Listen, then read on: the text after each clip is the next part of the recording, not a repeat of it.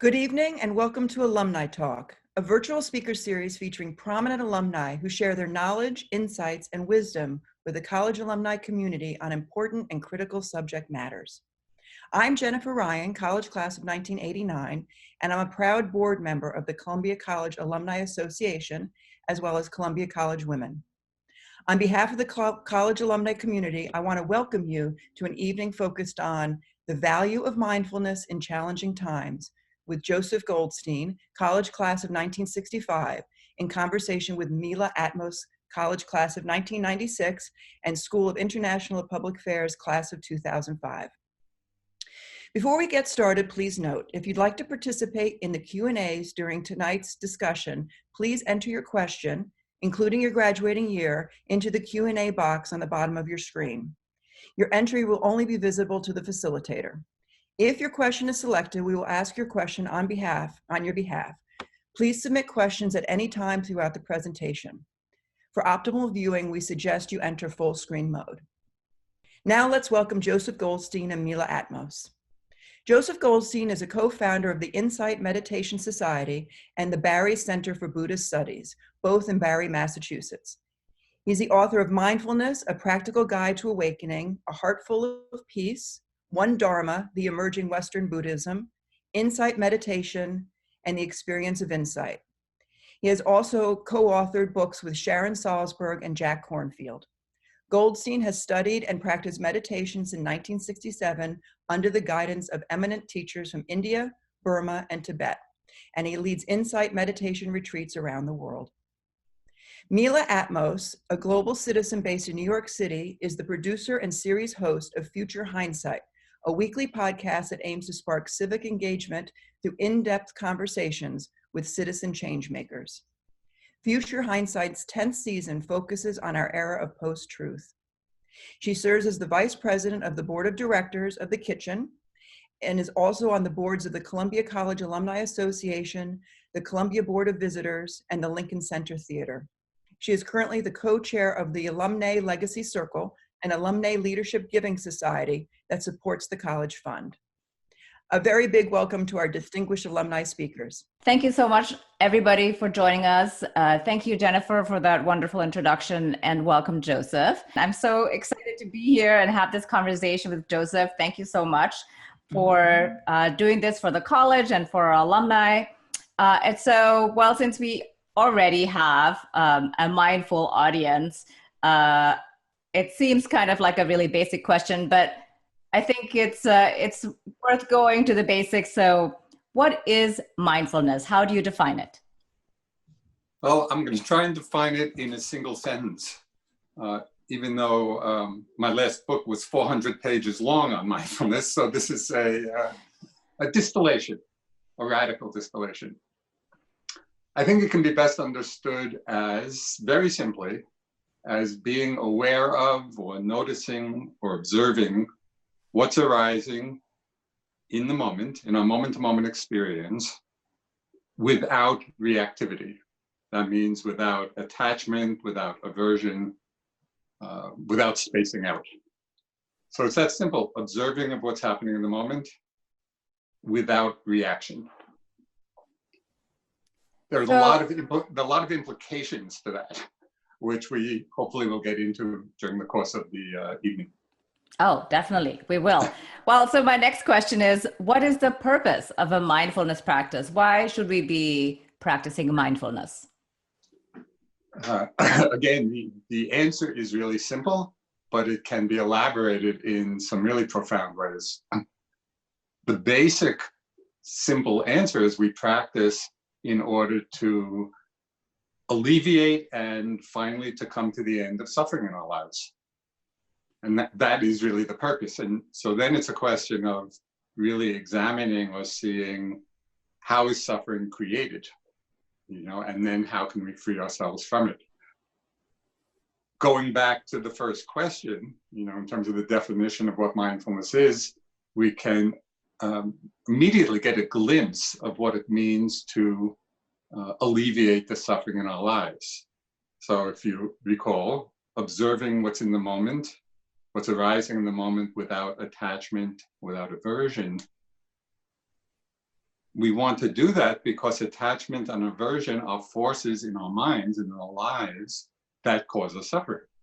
So, for example, if we're attached to things which in their nature change, which of course is everything, if we're attached to that which in its nature changes, then we suffer when we lose whatever we're attached to. If we have aversion to what's unpleasant, and for all of us in our lives, we experience pleasant things, we experience unpleasant things. That's just part of being alive. If our tendency is to feel aversion to the unpleasant, then we lead really fearful and defensive lives. We try to protect ourselves from the unpleasant. So mindfulness, as we practice it and learn how to be with the pleasant, be with the unpleasant, really in a spacious way, an open way, in an accepting way, then we relieve the kind of suffering that comes from attachment and aversion. So that's kind of the simple explanation of how it works. We can also, and we do get in our practice, get into different levels of suffering in our lives. So there could be psychological suffering.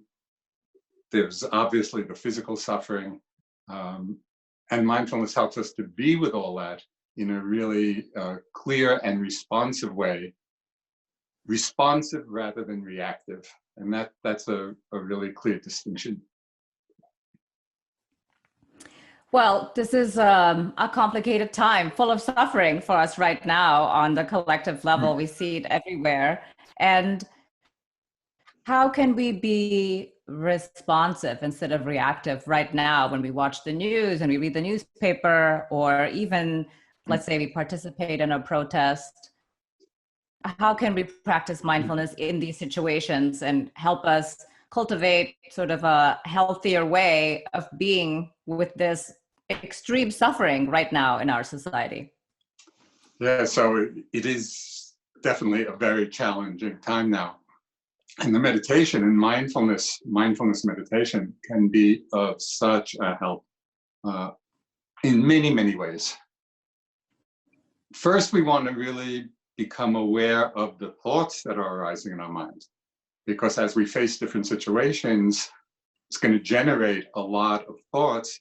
And a very interesting discovery in meditation is to see how thoughts condition our emotions.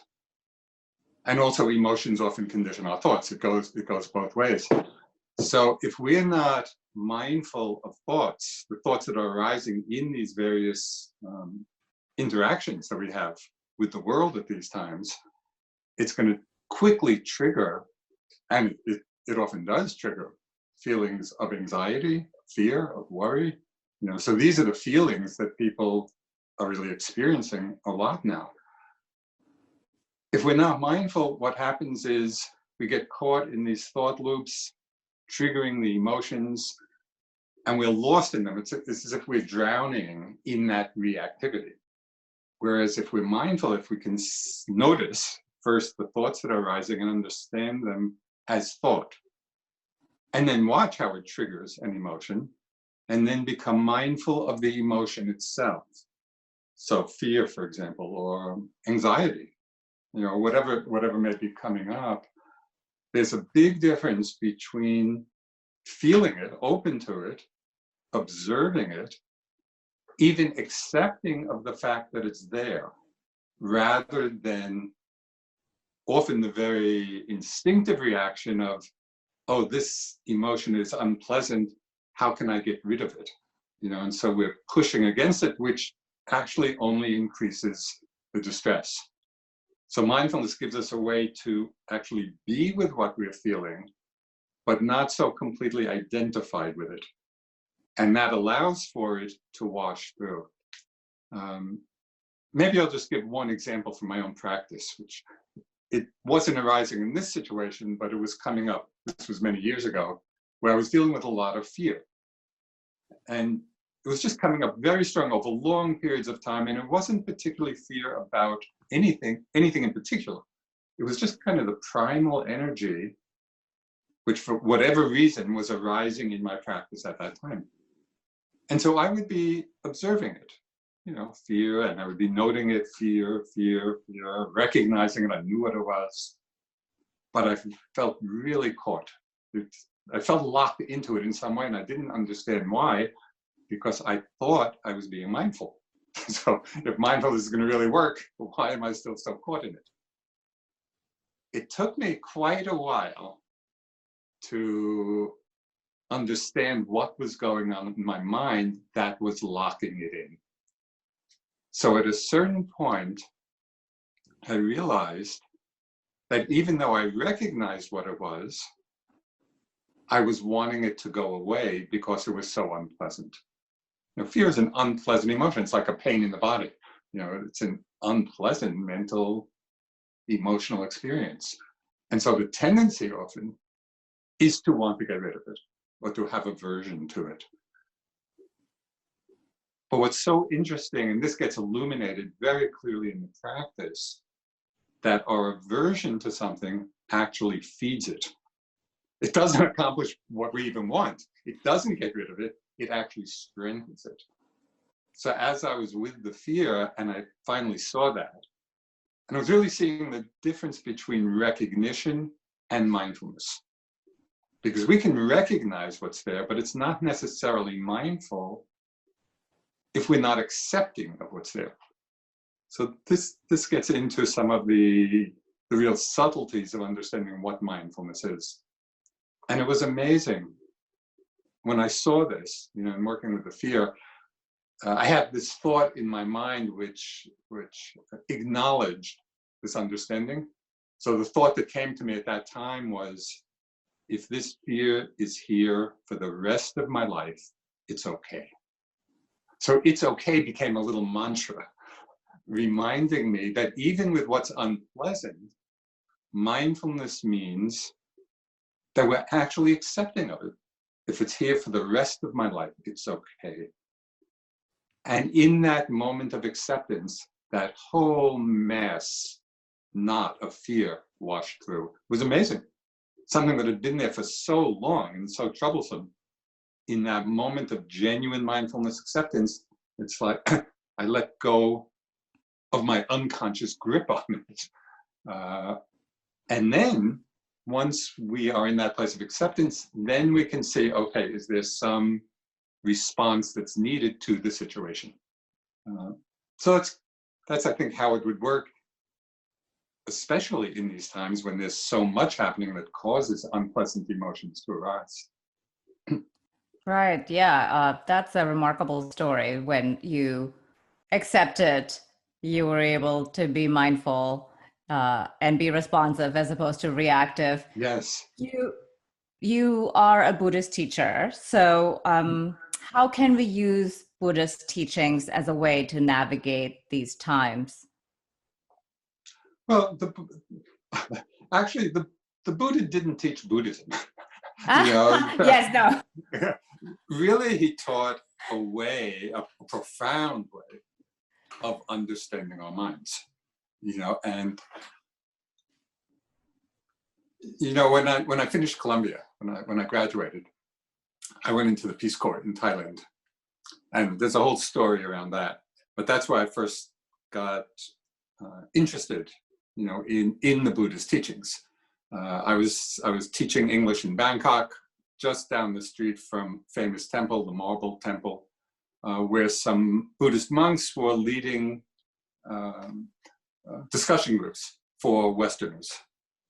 So I was young. I was like 21 years old.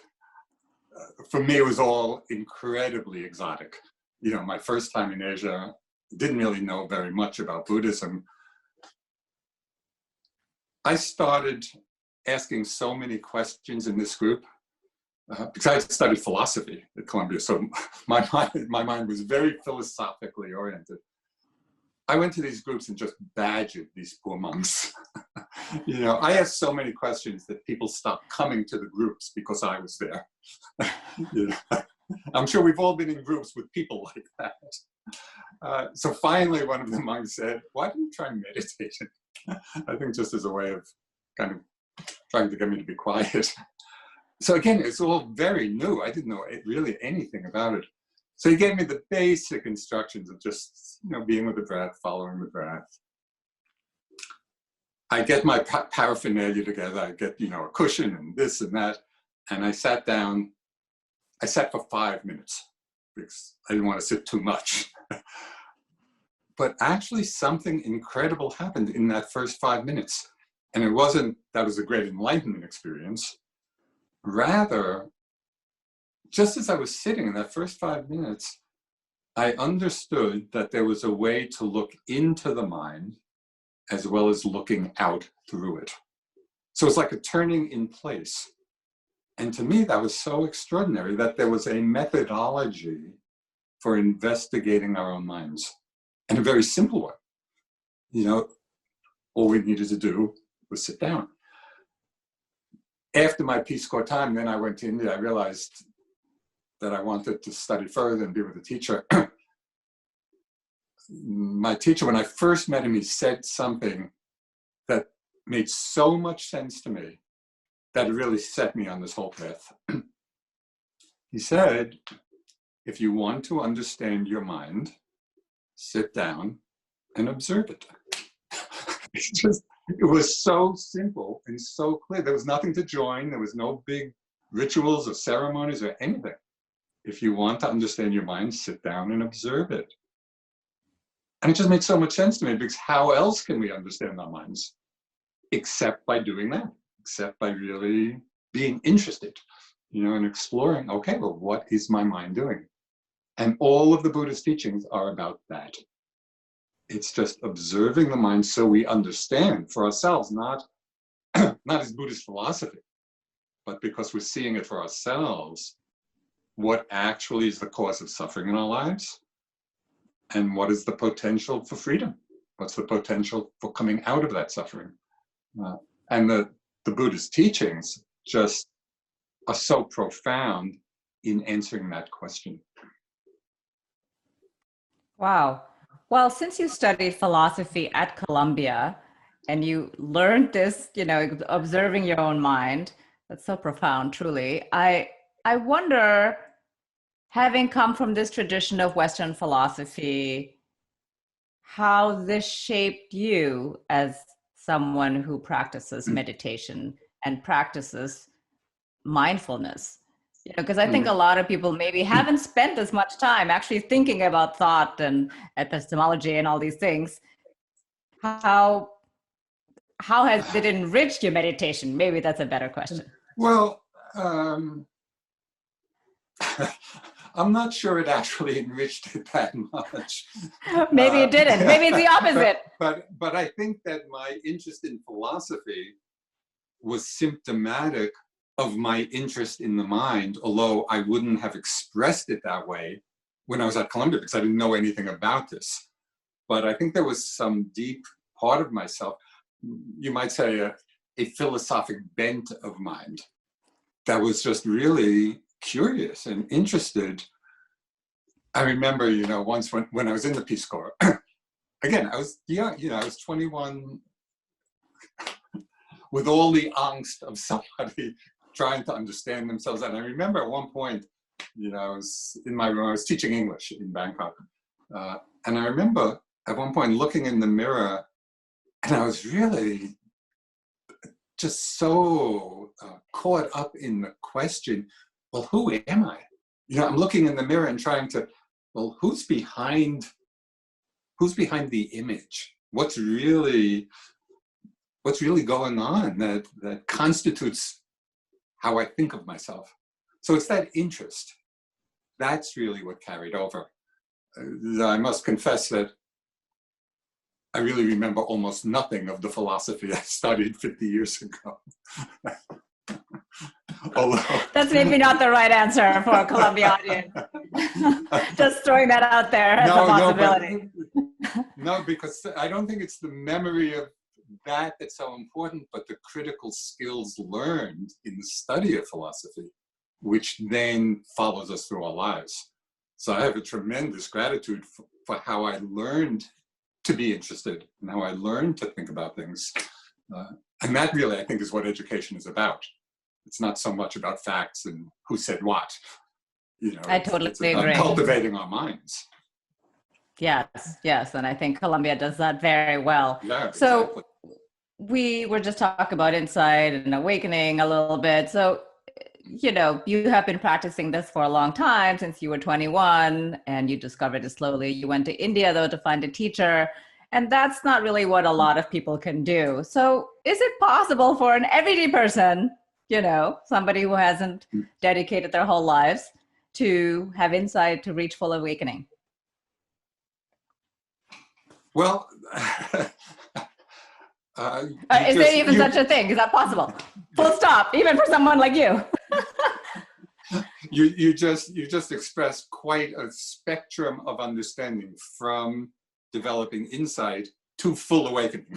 So that's a very big spectrum, and it is possible. I mean, there's a path to it, and full awakening takes quite a bit of dedication.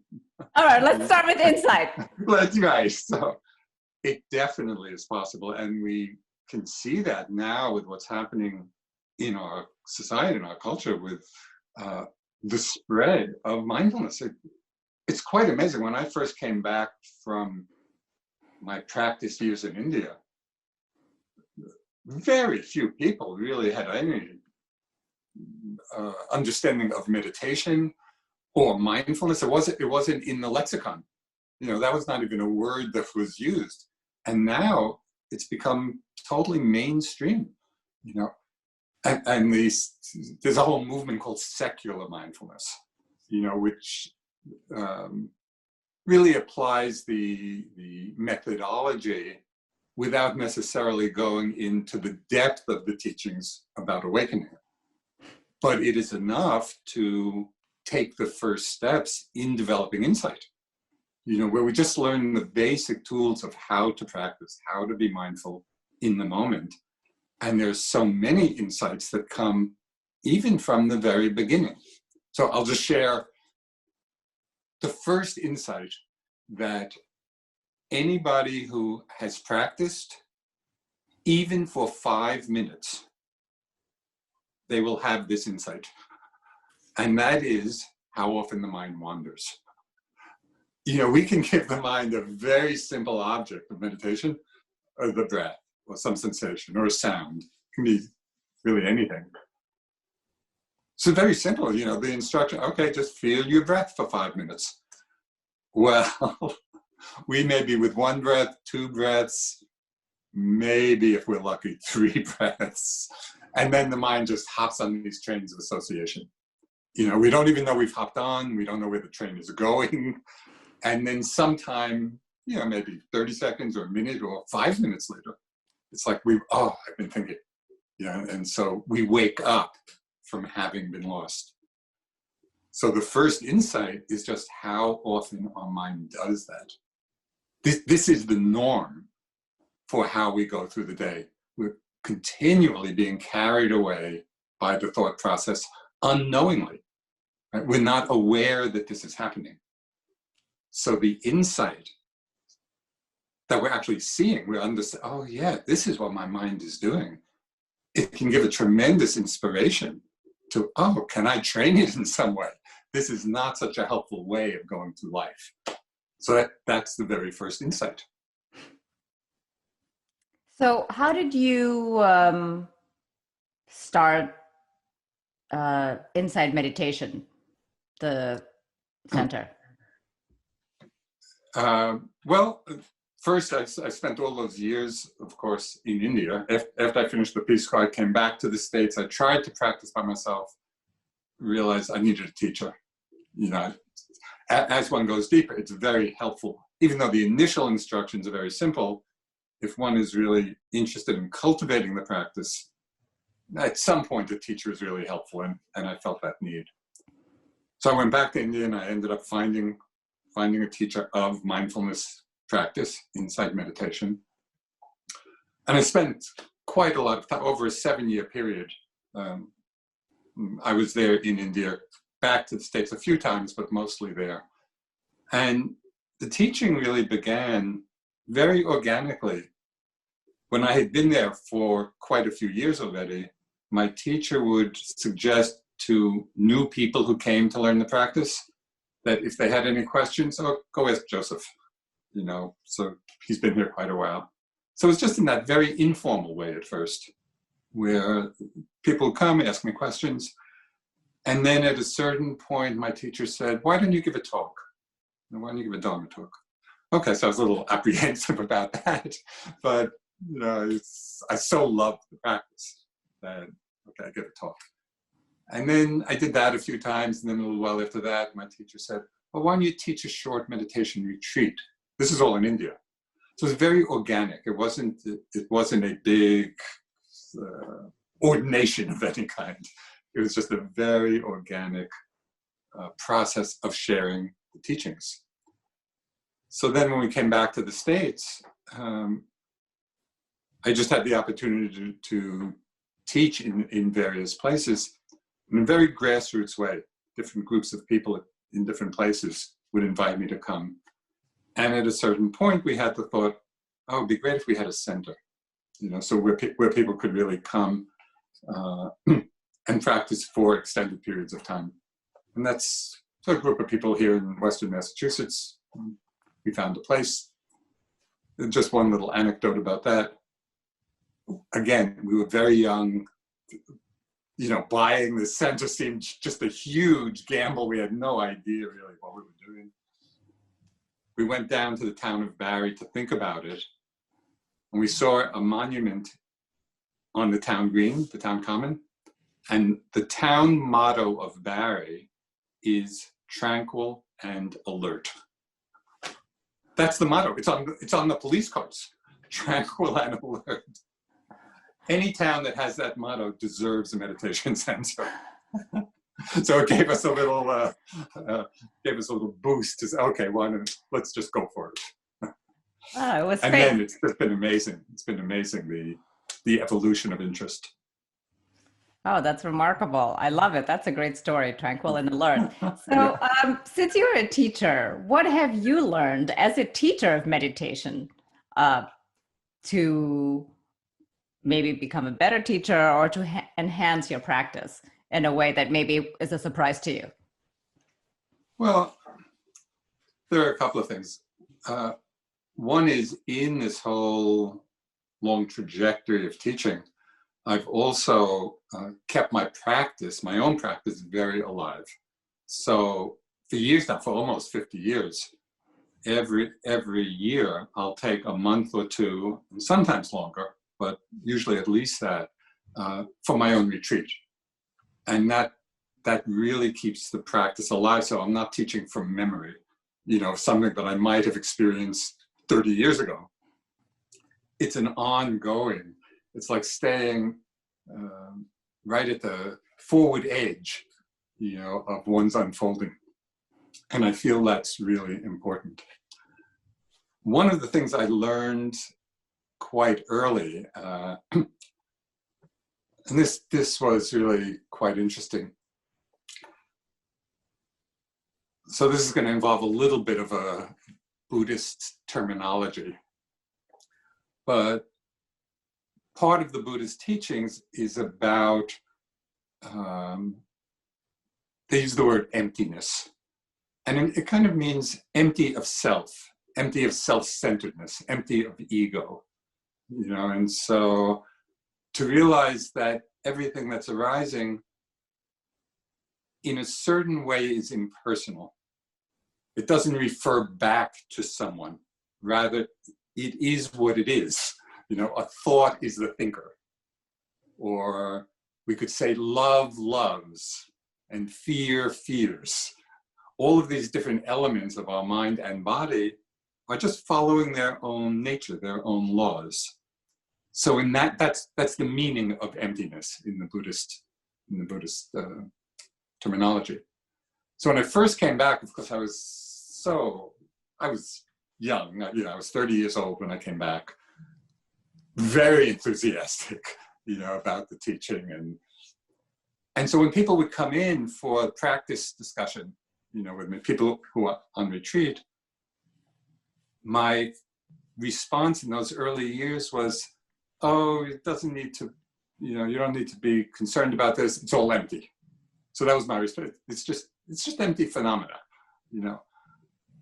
But it took me a little while to realize that even though that's true, that's not always the most skillful way to begin. Because when people come in, they're coming in with often real life challenges, whether it's personal in their bodies or psychological, emotional problems or difficulties in relationships or, challenges in the world. So to jump to the highest teaching of it's all empty, there's a phrase that describes that. It's called spiritual bypass, where we take a very high level understanding and then bypass the immediacy of a present difficulty. So I had to learn that. I had to learn that need to connect with people where they are and really begin to see if there's a way of disentangling from whatever kind of suffering or difficulty they were experiencing, but from the place that they were inhabiting. And then gradually, once there was kind of that connection with where people actually are and responding to the specifics of that, then it becomes possible to kind of lead onward to deeper teachings and higher teachings. So that was a really important lesson for me. And related to that was something that's really important, and this is really important actually, and it ties in to the very definition of mindfulness we began with, and that is the importance of compassion. There's an intimate relationship between mindfulness and compassion. And I had to learn this. This was very much part of my own learning trajectory. And the connection, very briefly, between the two is that compassion arises. The cause for compassion to arise is a certain willingness to come close to suffering. If we're not willing to come close to it, we're not open to it, we don't feel it. And so it stays at a distance. And we see that being played out right now, in all the demonstrations and the history of racism, in our culture and society. One big part of it is that for many white people, we haven't had the perceived need, or necessarily the interest to really come close to the suffering that has been existing for so long. And it's only when we come close, that's when the compassion arises. Oh yeah, this is a situation of suffering for so many people. So what allows us to come close to suffering, because it's often not easy. When we start feeling the pain or the discomfort or the suffering, there's kind of a natural tendency, I don't want to feel this, it's too much. Mindfulness is precisely that quality which allows us to come close to suffering without reactivity, without pulling away. And we can start with really simple experiences of it. How are we with a painful sensation in our body? This is where we practice. This is the practice of meditation. As I said in the beginning, can we open to it without reaction, without aversion? So even as we're practicing mindfulness, at home for however long, every time we're with an unpleasant experience and open to it, really willing to relax into it like I did with the fear, that is what opens us to the possibility of compassion in relationship to the suffering that's in the world. So I feel this is just this relationship of mindfulness and compassion, I just feel is so important, especially at these times. Right. Yes. Well, can you give an example of that? Because I think when you talk about it, sort of, what does it mean really to get close to suffering? It's like, well, I'll give you a really simple example. Yeah. A friend had told me this. So it's a little story. Okay. But it illustrates the principle. Yes. Okay, so this friend of mine was in the hospital for some kind of procedure, and the doctor had to put in an IV, an intravenous connection.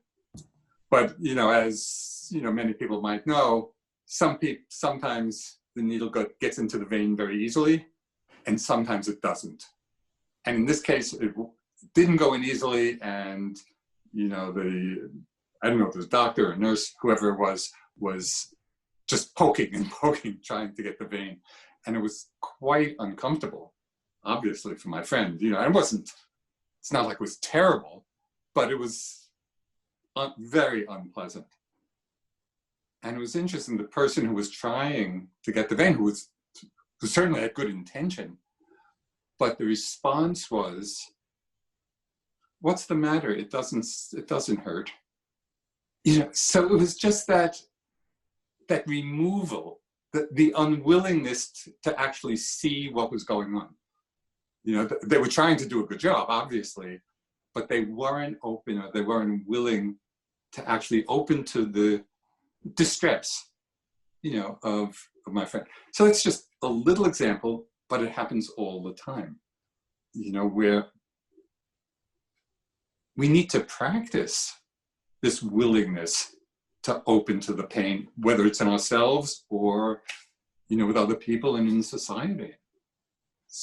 And so I think this is really the challenge of our times, and mindfulness is a way to do that. So we become mindful of the pain rather than pull away from it. That's a great example. I think it illustrates so perfectly on a smaller level what we're going through right now on a much larger level. Exactly. So this is your last question. How can we start and cultivate our own practice? Because I think some people here are, people who meditate, I don't want to say only, who meditate sometimes or not at all. So if we wanted to start our own practice, how do we do this? Well, it's very simple, and I think there's going to be an opportunity for us to do a short guided meditation. But it is very simple. It's like when I started with that first 5 minutes, and I sat down and the basic instruction was just to sit and feel the breath coming in and going out. Then when the mind wanders, as it certainly will, as soon as we become aware of the mind wandering, we bring the mind back to the breath. So it's incredibly simple. But as my first teacher said, and this was a phrase that he said many, many times, it is very true. It's simple, but not easy. So it's not complicated, and it's not easy, because our minds are just in the habit of becoming distracted over and over again. So that's why it's called practice. Perfect. Thank you very much. I think we're ready to do the meditation. I don't know what happens next. I think the screen is going to go to you. Okay.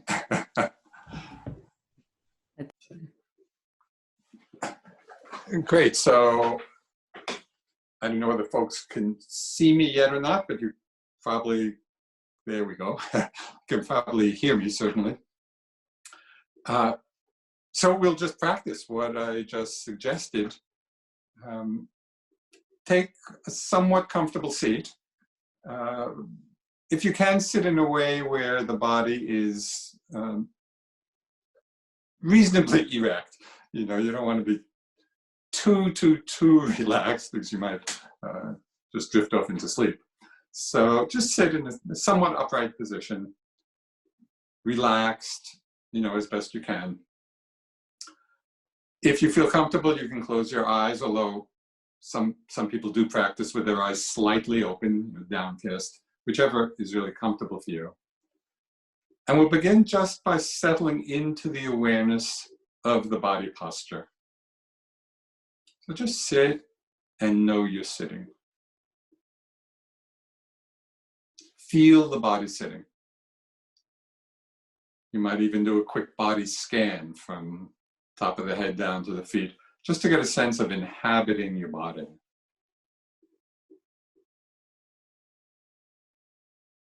You might feel the places of contact, maybe of your feet on the floor, or your buttocks on the cushion, or the chair. It's really landing in the body.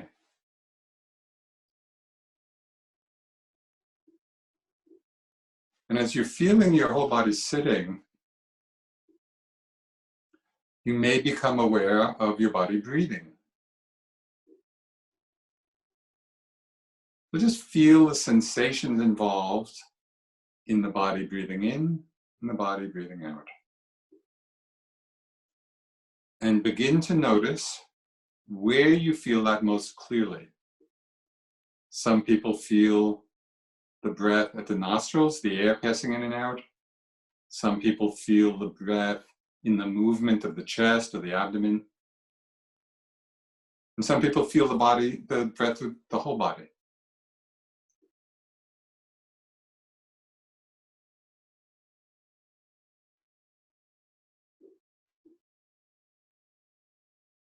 Breathing in, know you're breathing in. Breathing out, know you're breathing out. It's that simple.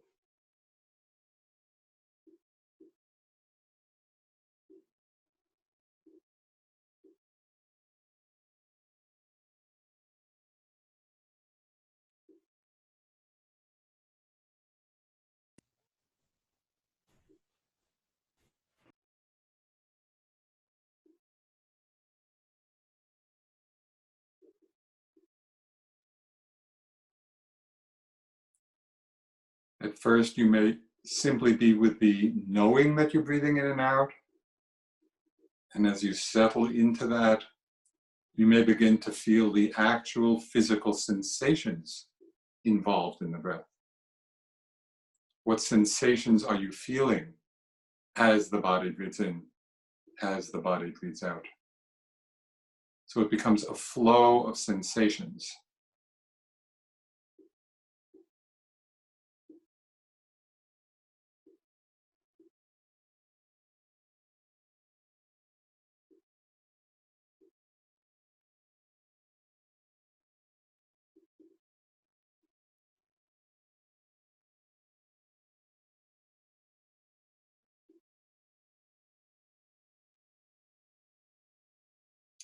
And see if you can notice when the mind starts thinking. As soon as you become aware of a thought in the mind, it can be helpful to make a very soft mental note or mental label, almost like a whisper in the mind, oh, thinking, thinking. Just once or twice to acknowledge, oh, thinking, and then notice what happens to the thought as you acknowledge it. And then return to the feeling of the breath.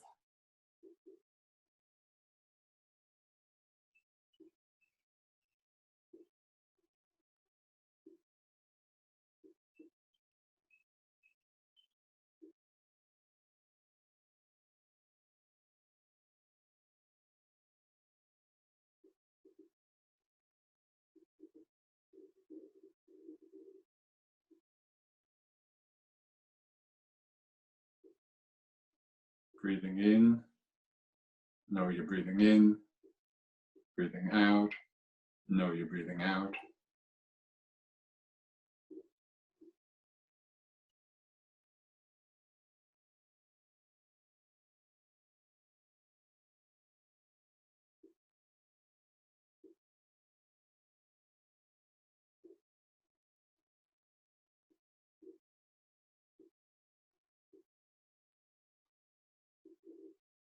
If you become aware of the mind thinking, whether it's at the beginning, in the middle, or even after it's already finished, just acknowledge thinking and return again to the feeling of the breath.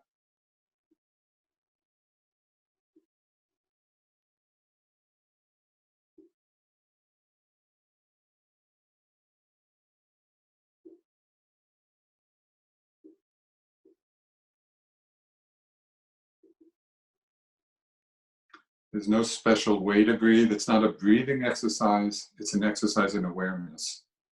Let the breath find its own natural rhythm. Sometimes fast, sometimes slow. just to feel the natural rhythm of the breath.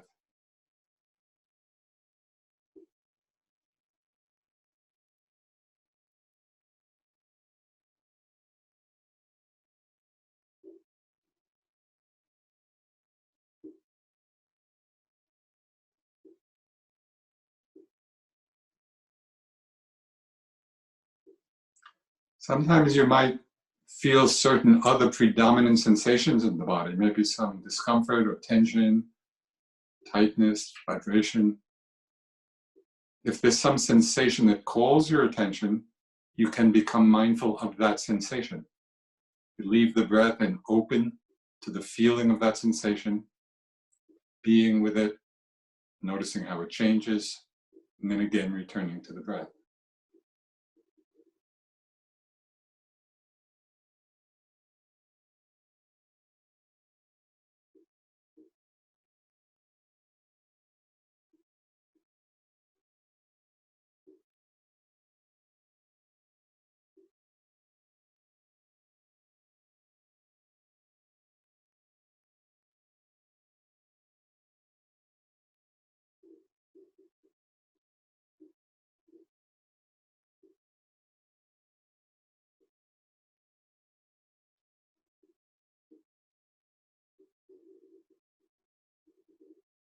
Let the eyes relax, the jaw relax, the shoulders relax. Letting the breath find its own natural rhythm.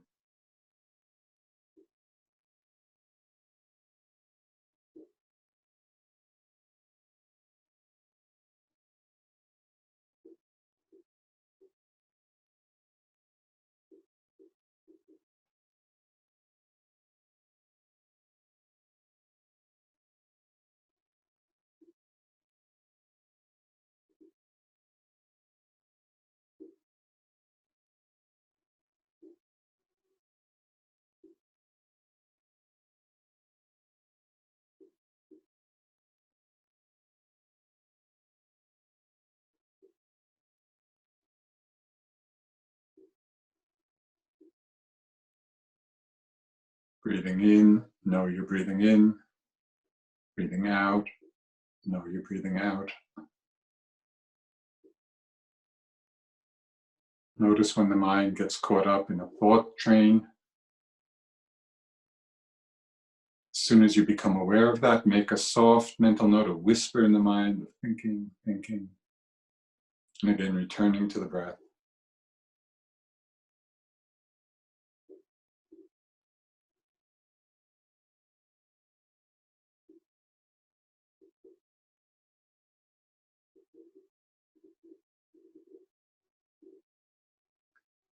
When you're ready, you can open your eyes, re-engage with the world around you.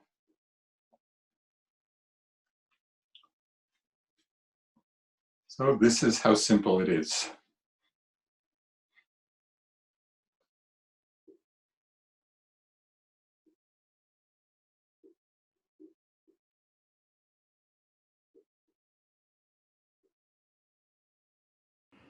Thank you.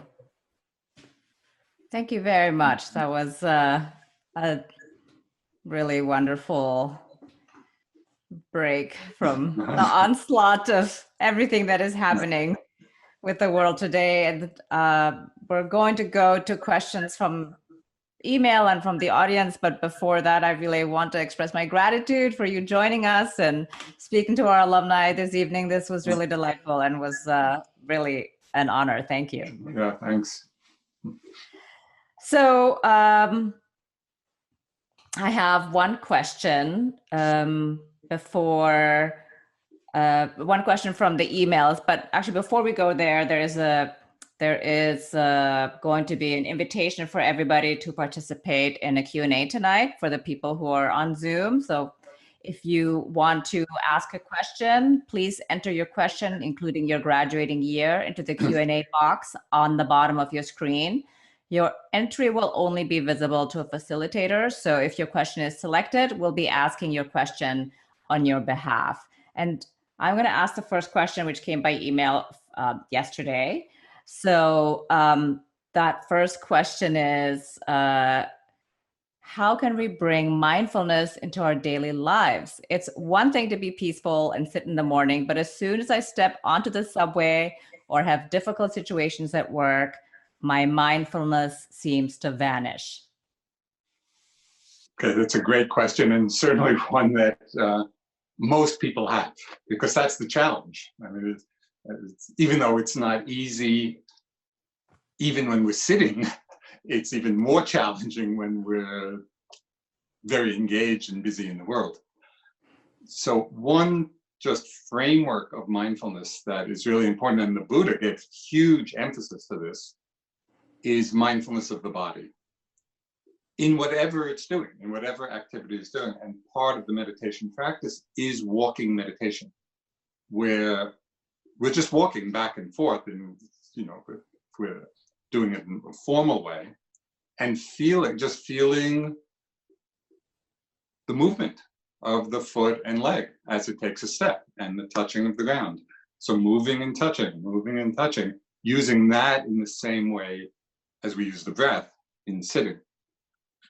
With some practice in that, we're really practice maybe in a more formal sense. And I would recommend people try it even for 5 minutes, just to get a sense of what it's like to feel the movement of the body as well as feeling the breath in sitting. It begins to get a sense, it gives us a sense that, oh yeah, I can use the body as a vehicle for staying mindful in all of these different situations. Because it's very obvious. It's not some subtle object that we have to be, in a super quiet place. In whatever circumstance we are, can we feel our bodies? And every time we're walking down the street, or in our office or in our apartment, every time we take a step, can we be mindful of that step? So that's one thing. Maybe you're on the subway, and noisy, and a lot of jostling and whatever. Okay, first, can we be aware just of the movements of the body and what the body is feeling? But then a very interesting meditation is to open to sound. That's a perfectly good and valuable object of meditation. Just hear it. So we're just sitting in a very open way. We're not trying to focus on any one particular sound. We're just creating a space in the mind. It's as if we're listening to music, maybe a John Cage concert, where it's just the ambient sounds, and sometimes loud and unpleasant, or maybe there's, soft and pleasant, whatever. So we're just going through whatever, activity we are, and that's what we're mindful of. And this is a little more challenging.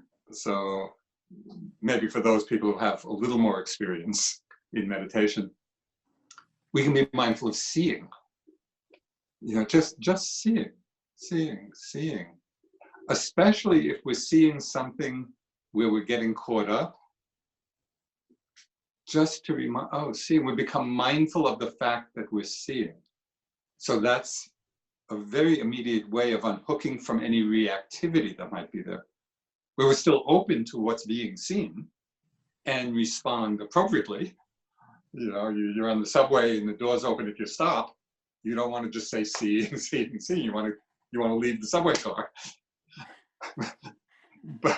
but very often, bringing mindfulness to seeing can really help extricate ourselves from a contraction or an entanglement. So all these ways, mindfulness of the body, is a tremendous foundation. Great tip. I love it.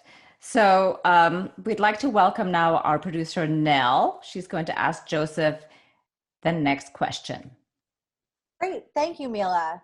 Our next question comes from Aaron.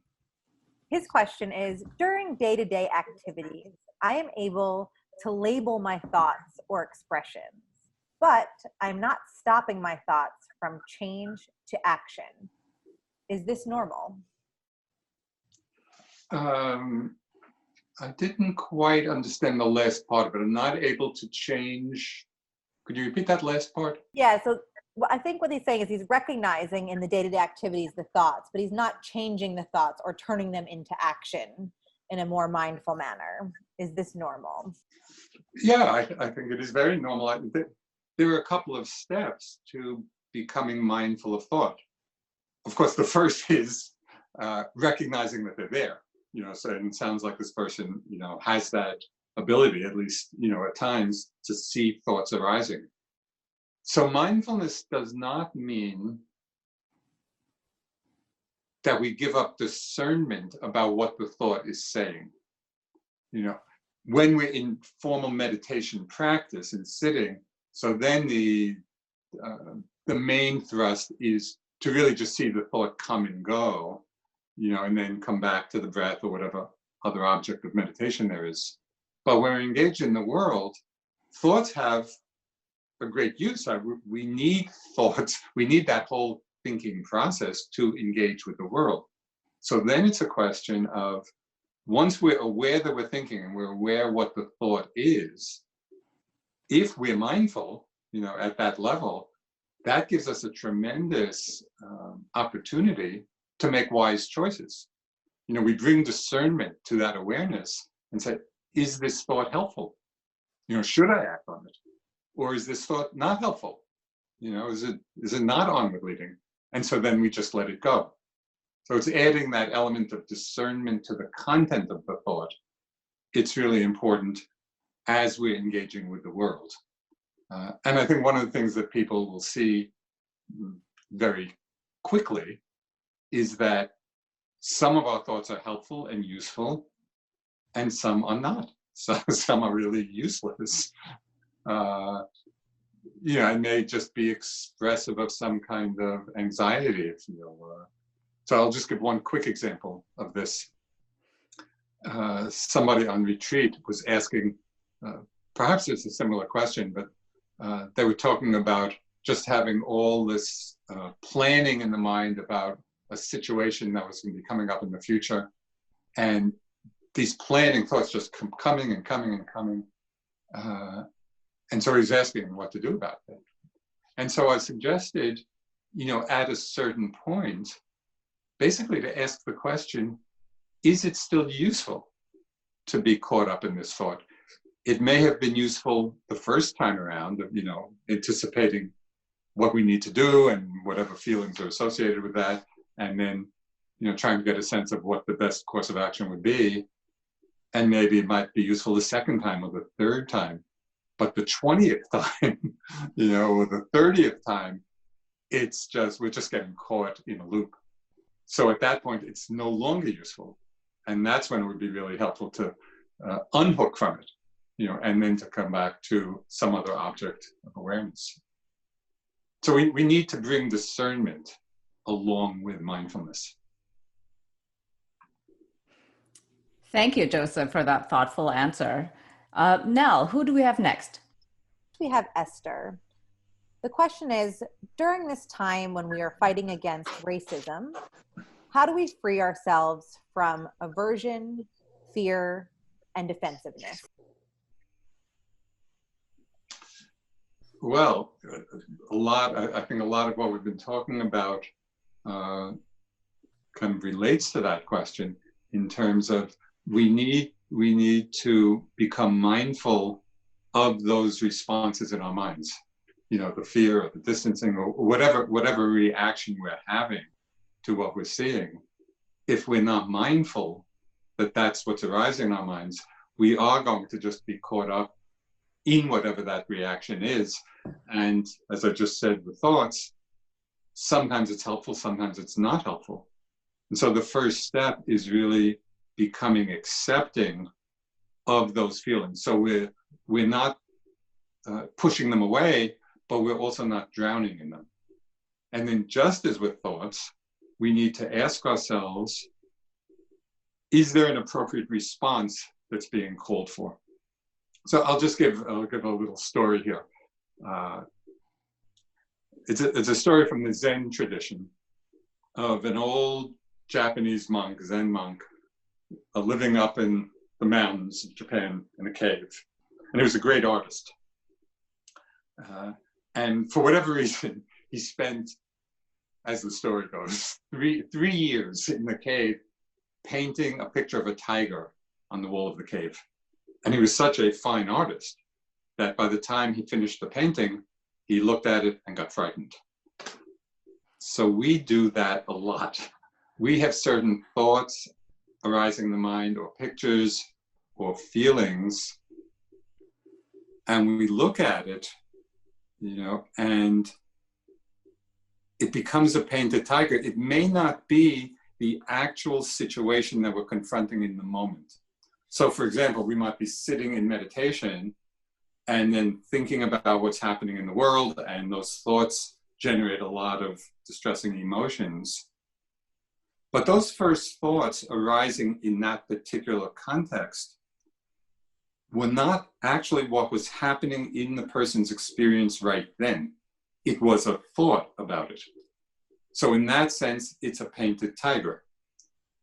We want to bring an awareness, oh, this is a thought. Is it something that is requiring a response, an appropriate response now, or not? If we don't see that it's just a thought in the mind, it is going to trigger all of those attendant emotions, which may not be helpful in that situation. Now, just to back up a little bit, it is to acknowledge that sometimes there are very real tigers outside the cave, and so at that point, when we're really in the immediacy of the situation and it's calling for a response, that's when we need the mindfulness to show us, okay, what is the most appropriate or the most helpful response here? So again, with the various emotions that come up in these situations, what's needed? What's helpful? So those are the questions that we can ask ourselves. Right.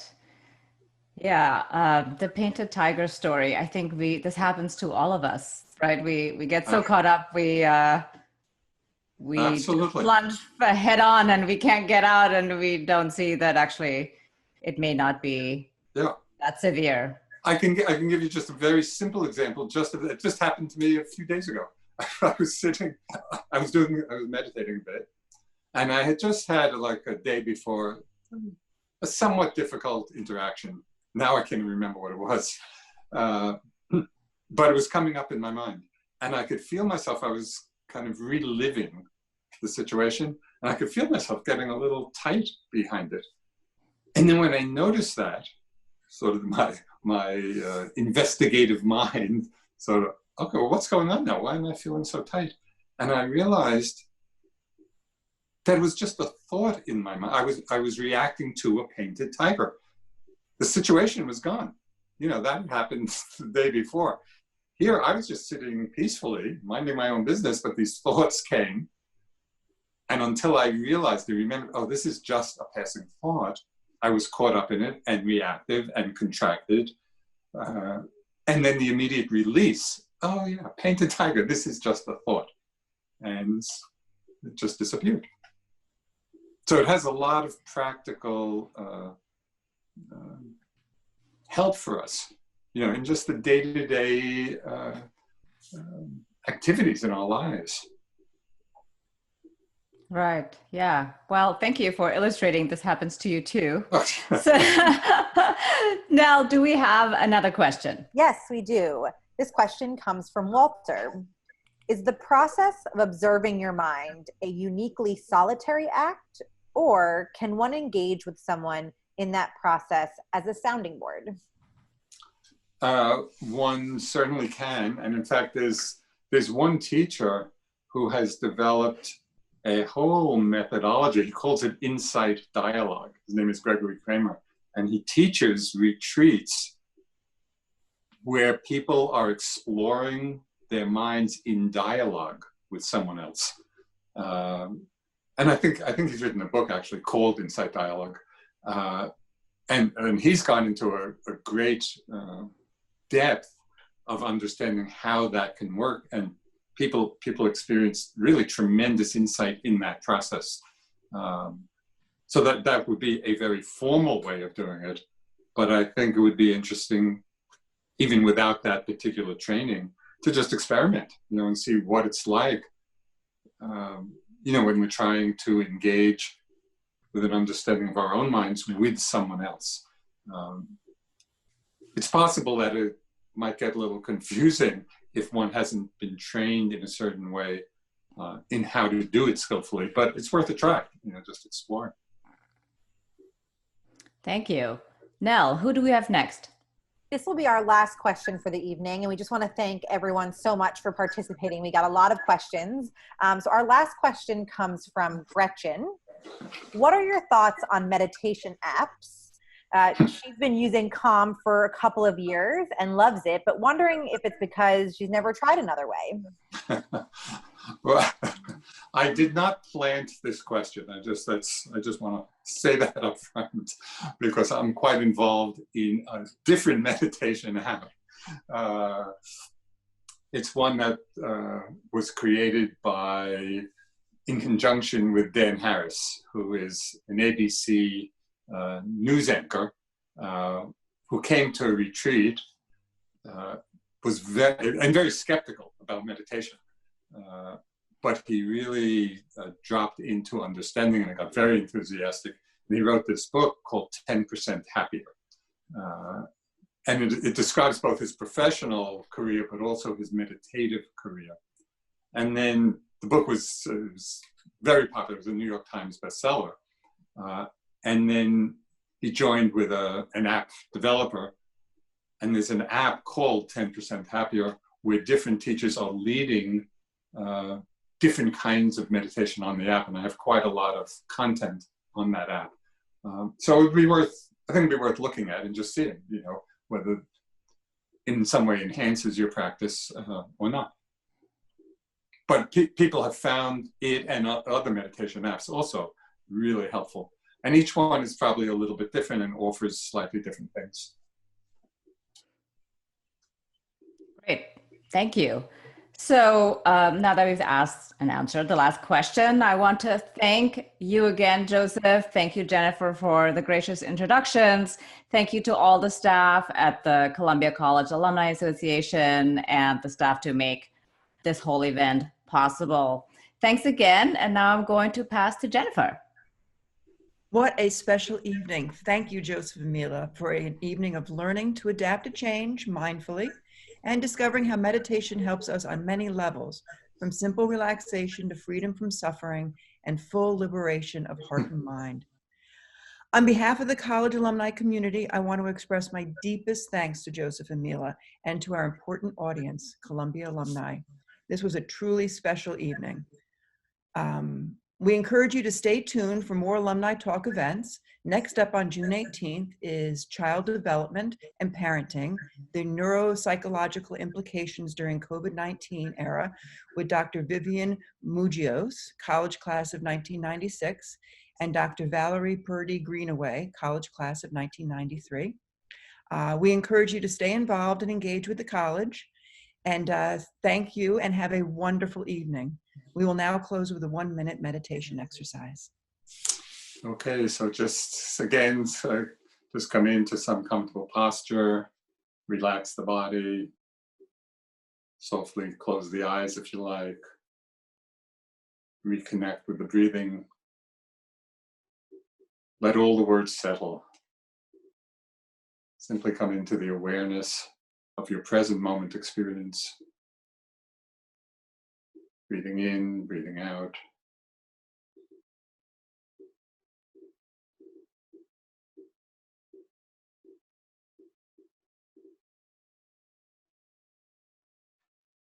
And we usually end all meditation sessions, teaching sessions, with a dedication of the good energy, the wholesome, the skillful energy that we've created in this time together. May the power of all of our practice together and of our interest and our goodwill be shared by all beings everywhere. And may it be the cause of peace and happiness and awakening of all beings. Thank you all very much. It was really a delight to be with you all.